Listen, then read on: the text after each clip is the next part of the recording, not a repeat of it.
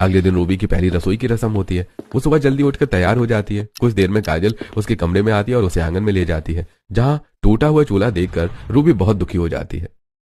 काजल, ये देखो, चूल्हा तो टूटा हुआ है। अब मैं अपनी पहली रसोई के लिए खाना कैसे बनाऊंगी?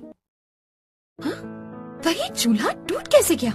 ये तो बिल्कुल नया था और मैं और माँ इसका बहुत ख्याल रखते हैं। ये पक्का निशा भाभी की ही करतूत है।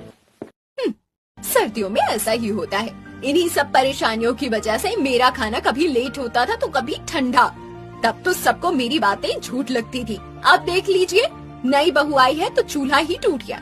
अब तो आपको यकीन होगा।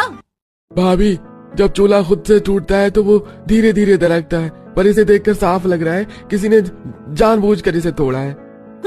चुप करो तुम सब। पता नहीं इस घर को किसकी नजर लग गई है। हर वक्त छोटी छोटी बातों पर कलेश होता रहता है।